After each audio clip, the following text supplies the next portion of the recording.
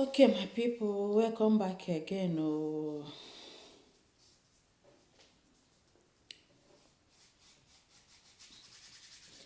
I dey greet to my house, my people, my beloved ones. Yes, I dey greet. Welcome back again to my channel. If na today be first time we dey see balance well, please stop by, mash and subscribe to balance well early as other adigide. Gina wey give them one will do. Please, we need more subscriber. My lovely ones, subscribe, please, and share. Una know say the moment una dey share this video, some go follow una dey watch, dey subscribe. Please, and no forget me you touch that ring bell. Don't forget about that. Yeah. Today matter, I don already see wetin I wan yarn today about our government. Yes, our government. Yes, my people. About the government. Yes, my people. Today I wan yarn about our government and the Dangote. Yes. Wetin make me say I wan come yarn this matter be say people dey cry say food don high, garri don put money. My people, the matter no be here o. E no easy o. My dear brother, e no easy. My dear sister, e no easy. E no easy at all. E no easy. To shut down on a state or country, e no easy. Number one, wetin make it easy for this side small, you say, this uptown, all this foreigner, right from the year one, they already arrange the country as take be. Nobody enter the seat, chop the money alone. No.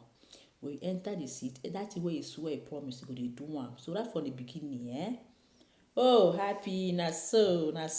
Thank you for joining me. Yes, so my boo, my love. Thank you. I dey see you now. Yes, I know the game morale. Sure, I dey see you now. When people dey join you, you go the game morale. Do the game morale. My love don't come. Happy, my boo. Yes, so I see you now. So, like I was saying before, if our politician or our government, this politician matter, I get there for body. That right from the beginning, our government, I get there for body. If our leaders, right from the beginning, right from the one, they avoid government school, government house, work, this shut down, you go still make sense more. You know one thing be say they imitate Oyibo people, but the good side of Oyibo people, they don't imitate them very well. The only they imitate the Oyibo, if they want go chop the money for that side, they will not say, you get where they want go chop the money, can't go there, can't go chop the money. But what the Oyibo people they do to make their country look good, then if they do them. People they cry say, Gary don't turn to 1,500 naira. Being in a euro is like 5 euro, no, 5 euro to 5 euro is like 2,000 now. Just like 75 cents. Hey, no. 1 euro, 2 euro, just like 4 euro. 75 cents, no. 1,500 naira for Nigeria be like 4 euros. Yes, because 5 euro na 2,000 now. Okay.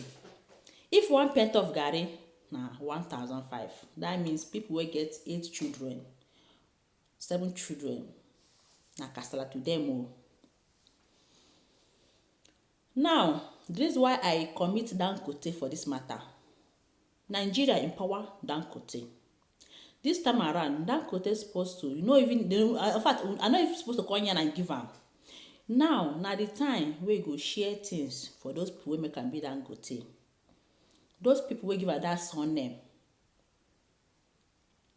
Dangote rice, Dangote spaghetti, Dangote salt, Dangote indomie, anything dan.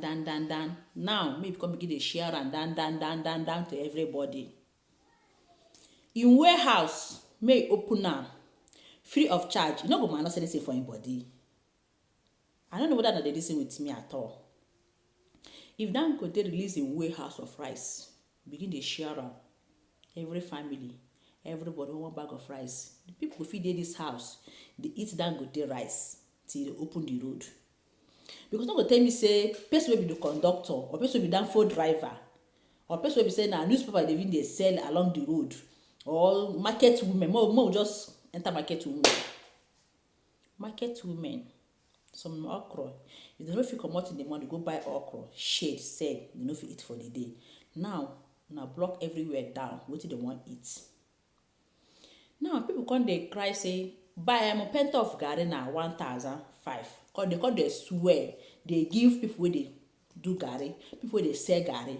I wan give now one question, make the person answer me. All of them wey dey swear, they give people wey dey sell garri. I wan ask una, if they sell that garri finish for that amount of 500 wey they sell, because they talk say before the amount is 500. Now if they can't sell at 500, they go fit use am buy things for themselves to keep to eat for this indoor. They say no going out, you cannot go out. So therefore the garri wey you get for house, you go increase am, you go fit sell am to get money. Now wetin dey from the chop o? Don't get me wrong o, don't get me wrong, understand me first. Now wetin they get wey they fit provide, sell, get their own money, come use the money wey they get, use am still buy other things again. Make una go tax Dangote and the government. Na their fault. All these market women, me I no see their fault o. Aladama rundenze, that's na part of our language. Aladama rundenze. I no see market women fault for this one. Na the government fault. When they increase rice price, why una no swear give them? I no understand una Africa, Nigeria, I no dey understand una. I no dey capish una very well. When they swear, when they increase rice money, why una no swear give them? When they block border, why una no swear give them? Now take am. Now market women, na farmers now come uproot garri from the farm. They own farm go uproot garri. Come market come sell am. They come here say matter don change o. E be like if I sell this one basin of garri, I no fit go farm again because they say lockdown. That means no fit go farm.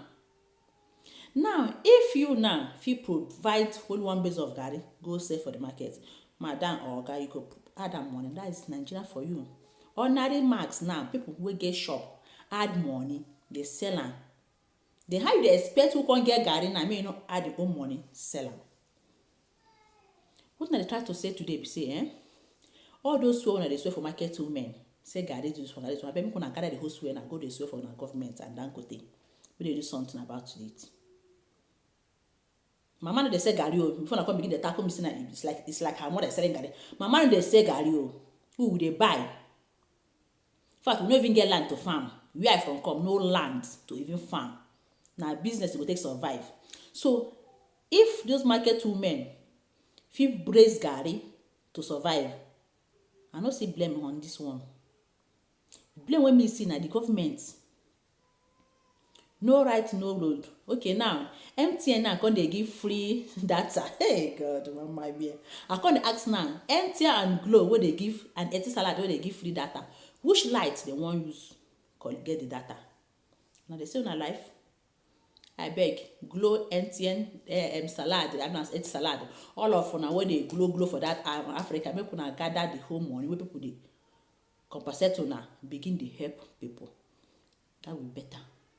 Make una leave that na free data, because no light for the free data. Make una reason with me o, make una understand where I dey try to go.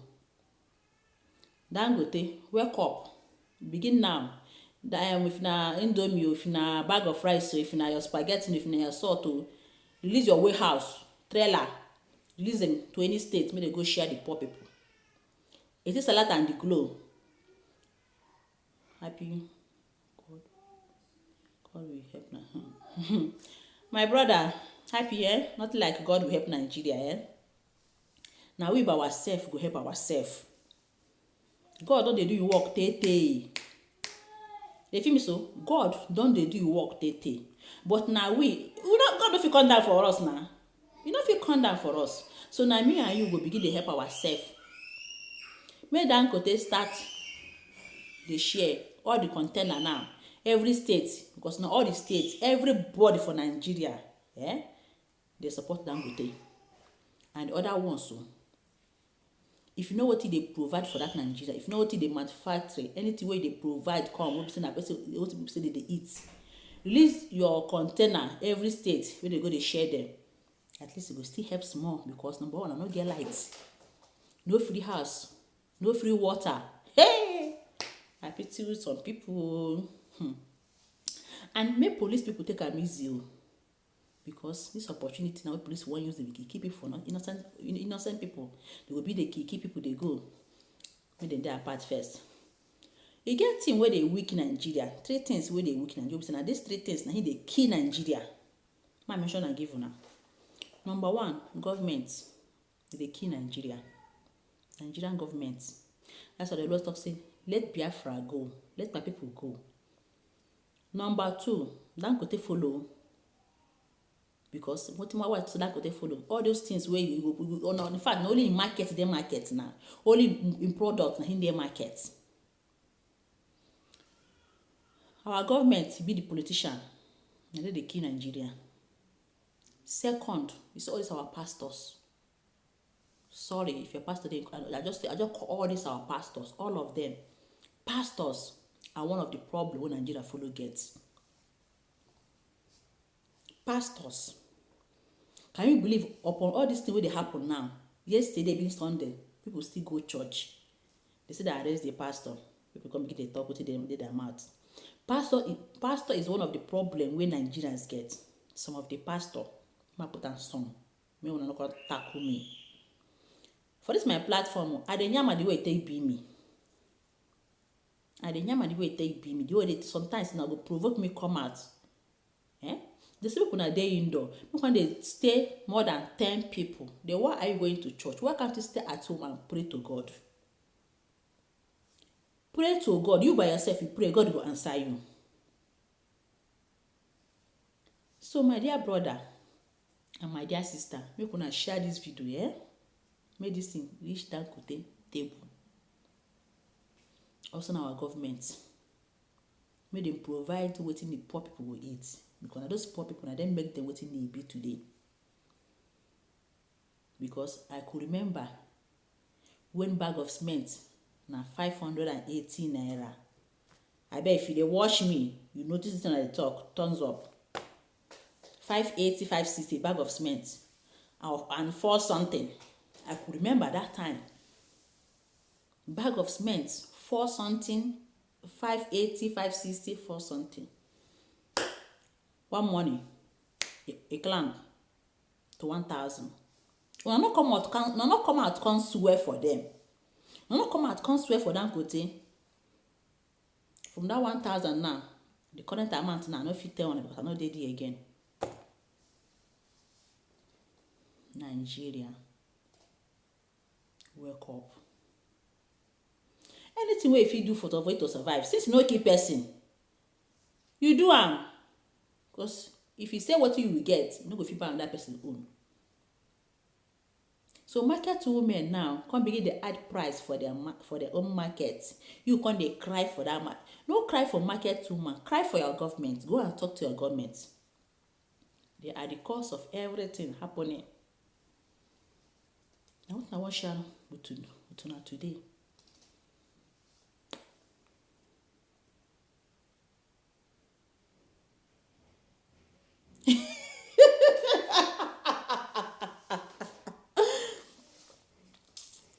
Support with some of I beg you.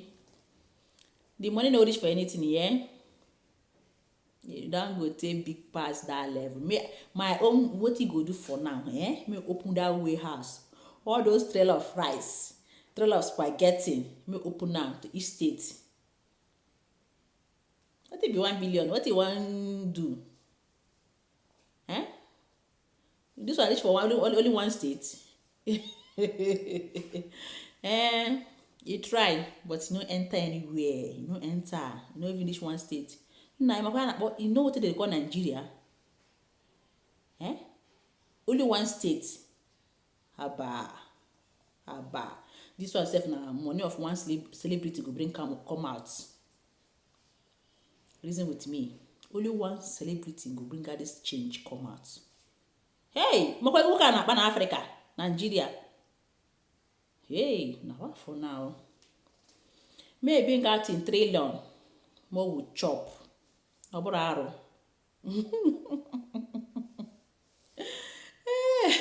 Maybe got in trillion. I beg each state. I beg government should help. No by locking of indoor. Lagos State now they cry. For Lagos State people they fry akara. Mama Iyabo where they say beans. Waiting now she go eat. Hey. When I went there this uptime, I not understand what people wey that side they feel.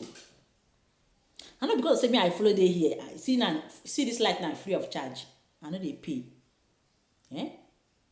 Because I see the government house.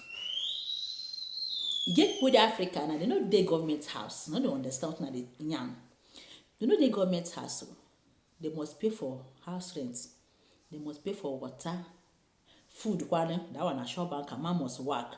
But for here, if you know they work, hey, my next word, I will come back.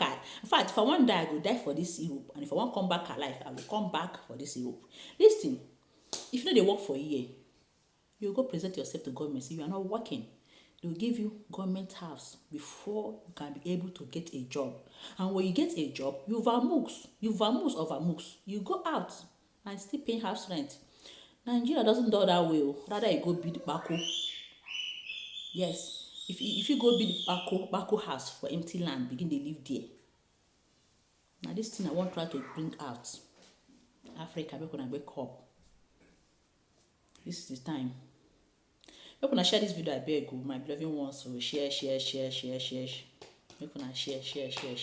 And we're gonna subscribe for our sister Ada Biafra, Ada Ne Biafra.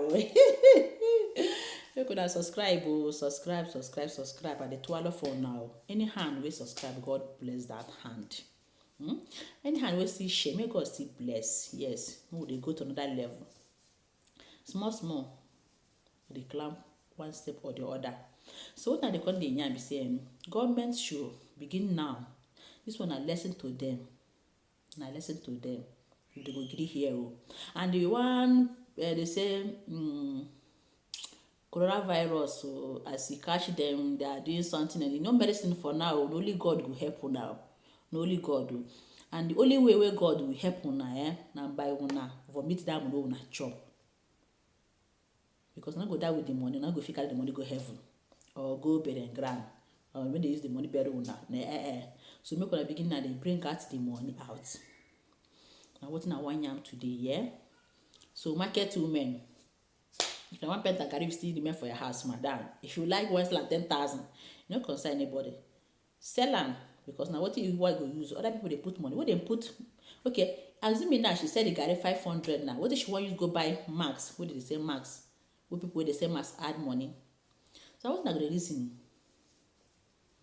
This thing no be today start to Africa, Nigeria, they use opportunity of all those kind of things. They climb. Where there was a small thing, small classes, so everybody go add money for a market. No be there, no be today start, no be then starter. The blame now the government.